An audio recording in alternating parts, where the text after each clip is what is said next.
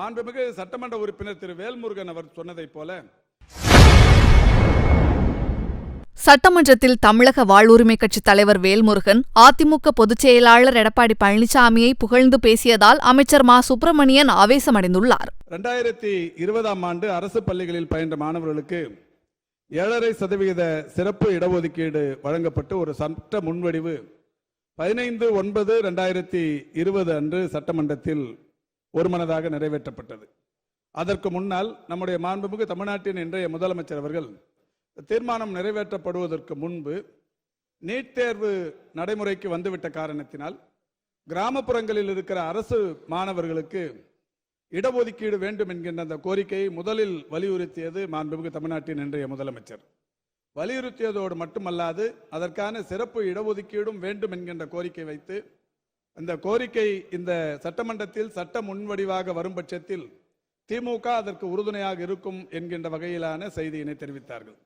அந்த வகையில் கடந்த அரசு 15/9/2020 அன்று தமிழ்நாடு சட்டமன்ற பேரவையில் ஒரு தீர்மானத்தை நிறைவேற்றினார்கள்.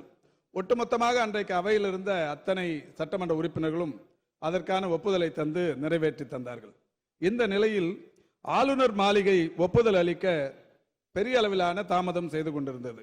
எனவே மாண்புமிகு தமிழ்நாட்டின் இன்றைய முதலமைச்சர் அன்றைக்கு எதிர்க்கட்சி தலைவர் 19/10/2020 அன்று ஆளுநருக்கு உடனடியாக ஒப்புதல் அளிக்காவிட்டால் திமுக கழகத்தின் சார்பில் ஒரு பெரிய போராட்டத்தை நடத்துவோம் என்று சொல்லி ஒரு அறிக்கை ஒன்றை வெளியிட்டார்.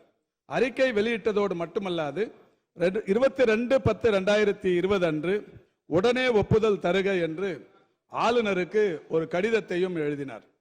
2020 அக்டோபர் திங்கள் 24ஆம் தேதி ராஜ்பவனுக்கு எதிரே வேளச்சேரி சாலையில் இன்றைய முதல்வர் தலைமையில் ஒரு மிகப்பெரிய அளவிலான ஆர்ப்பாட்டம் ஆளுநருக்கு எதிராக நடத்தப்பட்டது. அந்த ஆர்ப்பாட்டத்தின் உட்கரு 7.5% சட்டமன்றத்தில் நிறைவேற்றி அனுப்பியிருக்கிற அந்த சட்ட மசோதாவை உடனடியாக நிறைவேற்றி தர வேண்டும் என்று அந்த போராட்டம் நடத்தப்பட்டது.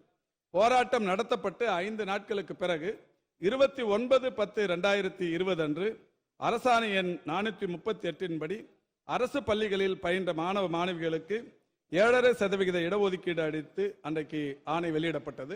அன்றிலிருந்து தொடர்ந்து இந்த அரசாணையின் மூலம் மாணவர்கள் பயன்பெற்று வருகிறார்கள். 2020-21 435 மாணவர்கள், 2021-22 555 மாணவர்கள், 2022-23 584 மாணவர்கள், 2023-24 625 மாணவர்கள், 2024-25 625 மாணவர்கள் பயன்பெற்றிருக்கிறார்கள். மாண்புமிகு சட்டமன்ற உறுப்பினர் திரு வேல்முருகன் அவர் சொன்னதைப் போல சுயநிதி கல்லூரிகளில் இந்த 7.5% இடஒதுக்கீடு வேண்டும் என்கின்ற அளவில் அன்றைக்கு தேர்வு பெற்ற மாணவர்களுக்கு இந்த கட்டண சலுகை வேண்டும் என்கின்ற கோரிக்கையோடு மாணவர்களை அவர் அழைத்து வந்து நம்முடைய மாண்புமிகு தமிழ்நாட்டின் இன்றைய முதல்வரிடத்தில் காட்டிய போது அவரே சொன்னதைப் போல சட்ட வல்லுநர் பெருமதிப்பிற்குரிய வில்சன் அவர்களிடத்தில் அனுப்பி வழக்கு தொடுத்து அதில் அவர் வெற்றியும் கண்டார்.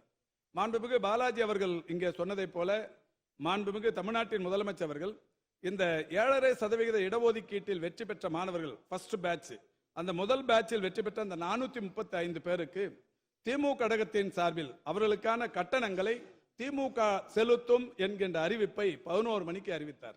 காலை 11 மணிக்கு அவருடைய அறிவிப்பு எல்லா தொலைக்காட்சிகளிலும் செய்தியாக வந்தது. பிற்பகல் 3 மணிக்கு மேல் அன்றைய முதல்வர் இன்றைக்கான எதிர்க்கட்சி தலைவர் அவர் ஒரு அறிவிப்பை அறிவித்தார்.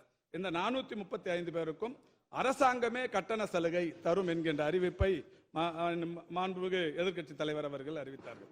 ஆக இந்த 7.5% இடஒதுக்கீட்டுக்கு மூலக்கரு அது வர வேண்டும் என்கின்ற அளவில் போராட்டம் நடத்தி மிகப்பெரிய அளவிலான வெற்றியை கண்டவர் நம்முடைய மாண்புமிகு தமிழ்நாட்டின் முதலமைச்சர் அவர்கள் என்பதை அனைவருமே நன்றாக அறிவார்கள். இந்த நிலையில் இதுல ஏதாவது எந்த நான் சொன்ன தேதிகளில் எந்த தேதியிலாவது அல்லது நாங்கள் போராட்டம் நடத்திய எந்த விஷயத்திலாவது அரசாணை வெளியிடப்பட்ட அந்த தேதியிலாவது அல்லது திமுக கழகம் கட்டண சலுகை செலுத்தும் என்கின்ற அந்த அறிவிப்பு எல்லா செய்தித்தாள்களிலும் எல்லா ஊடகங்களிலும் இன்னமும் ஆவணங்களாக இருந்து கொண்டிருக்கிறது.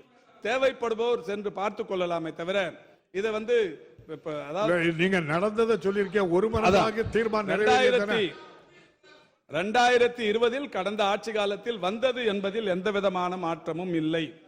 ஆனால் ஆளுநர் தாமதித்த போது அதை கொண்டு வருவதற்குரிய எந்த நடவடிக்கையும் எடுக்காமல் இருந்தது என்பதையும் ஒப்புக்கொண்டு தான் தீர வேண்டும்.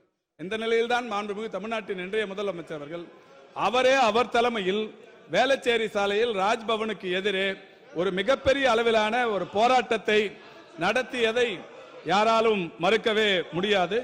இன்னைக்கு செய்திகளை உள்ளது உள்ளபடி தெரிந்து கொள்ள ரெஃப்ளெக்ட் நியூஸை சப்ஸ்கிரைப் பண்ணுங்க.